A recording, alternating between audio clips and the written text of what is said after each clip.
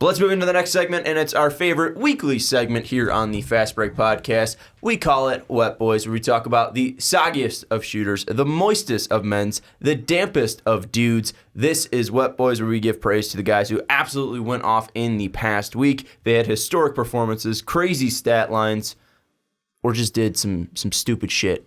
We talk about it here on Wet Boys. We also talk about our fantasy league, but we're going to get into Wet Boys first. Ricky, start us off. So my wet boy, Nick, is really going to like this one because I believe he's the first Grizzly to get one this year. I got a question. Because you already started, but does Nick watch anymore? Yeah. He comments all the time. Oh, okay, cool. Yeah, he comments all the time. We keep name dropping Nick because we keep talking about the Grizzlies. Oh, don't worry. And He's there. I haven't seen him around. Okay, good. Oh, he's there. Yeah, he was in the draft video, I think. Yeah. Shout out Nick.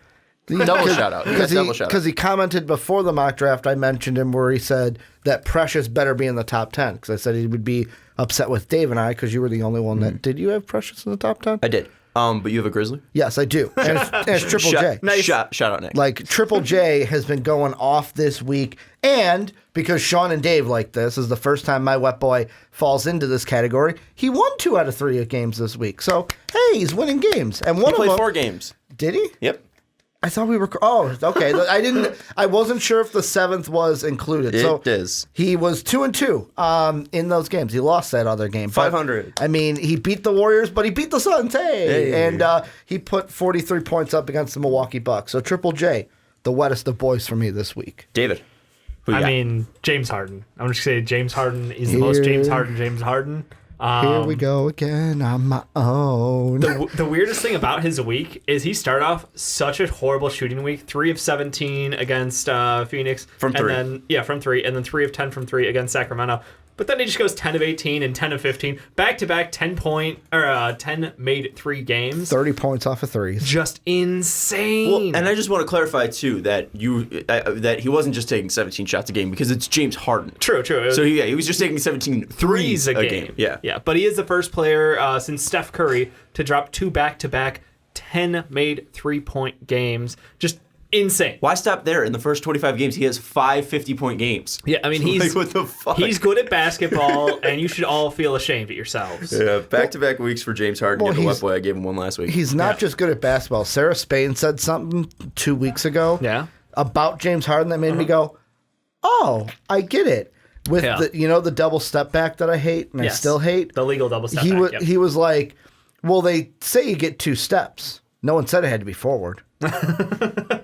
So that's how he came up with the double step back. It's genius. Yeah, it is smart. But yeah, the man's, in first or second MVP race right now. I'd argue first. A lot of people want to say second because of Giannis. But either way, he's the best scoring talent we've seen in decades. Yeah, I mean, he's insane. And I mean, he was going up against a great Orlando defense as well. Seriously. And smoked him. Destroyed him. And I think that just shows that Orlando definitely does have a ceiling when it comes to going up against the elite of the elite. Yeah. And although they can be a very good team defense night in, night out, when you go up against elite players like that, it's going to be tough to stop them. He finds a way to get on Evan Fournier and cooks them. Yeah, well, I mean, it's Evan Fournier. Well, that's the thing, but they have to have Fournier out there to keep the offensive game close. Mm-hmm. Like, it's that counterbalance, and he finds a way to get switches.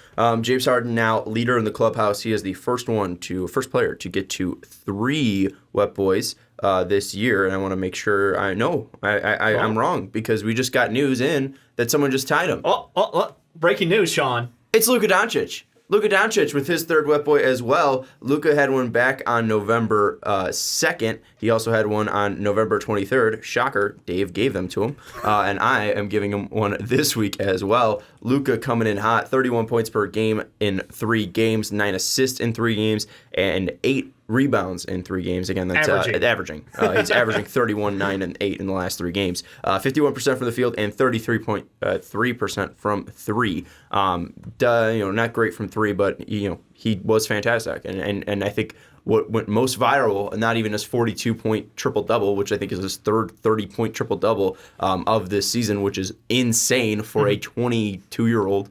20. What? 20-year-old. What? He's 20. Oh, great. Can't wait. Totally forgot he was 20. So, Jesus Christ, this kid's insane. Yeah, he's 20. But, yeah, it's just third. You can't drink in this country. That's insane.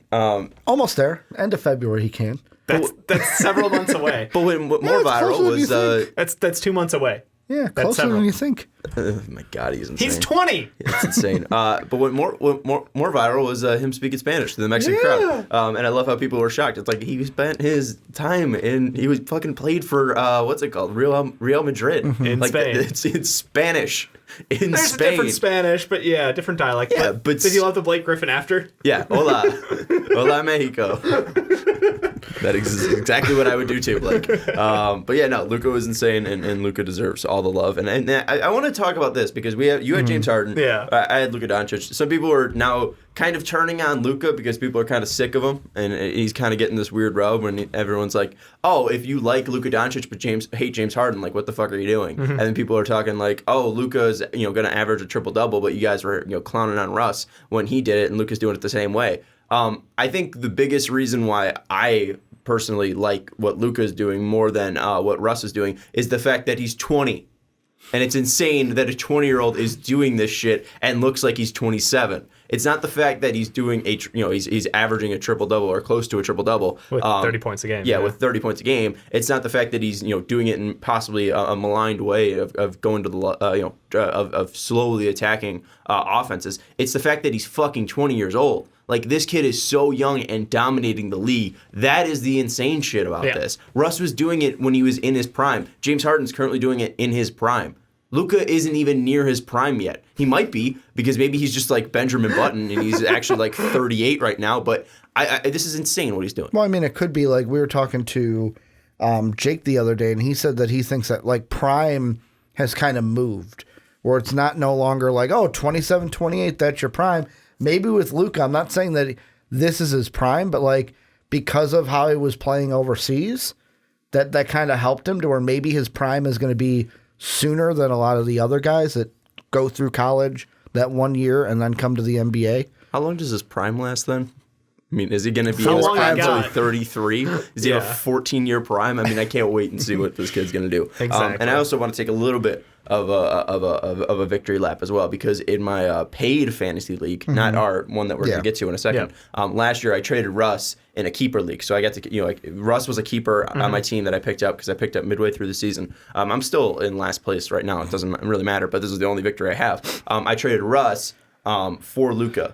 And everyone's like, what the fuck? Why are you doing this? You're not going to be able to, you're trading Russ for Luka? What the hell? And now I have a top 10 player and Russ is shit. Yeah. So shout out me. And I made the trade of a decade by getting Luka for free. Because the dude that I traded him to was in the playoff hunt but had two better players, so he couldn't even keep Russ. So I literally got Luka for nothing. Nice. Ricky, you got the fantasy update for us? I do. We're still in ninth. Our 16 team Yeah. fantasy watch league. We're 9 of 16. We're really good at block shots. We're about, 12? So it'd be 16, 15, 14, 13. We're 5th in blocks. That means we're 6th in three-pointers made. And we're top 3 in free throw percentage. Ew. The thing that we're dead last in is rebounds. And field goal percentage. No, we're up to 5. We're up to 5. So we moved up 2 spots. Oh, really? Yeah, we moved up I thought in we were field like goal bottom percentage. 3. Yeah, and now we moved up 2.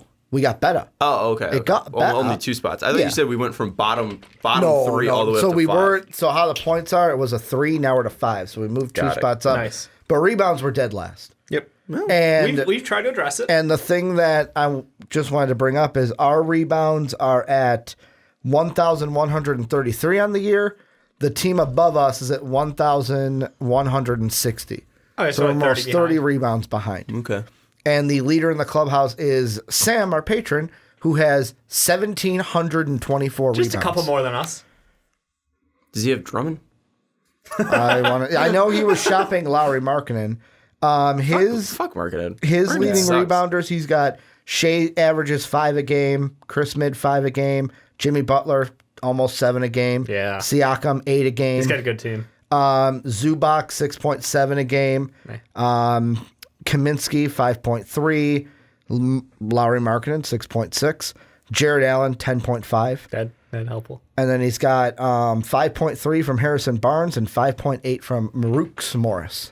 Okay, Got so Spence and everyone T. Ross. was just grabbing 5 a game pretty much. All right. Pretty solid job. Nice job, Sam. I guess that's it though, right? I mean, do we need to add or drop anybody? Right, we have I Otto feel good Porter, about our right? team.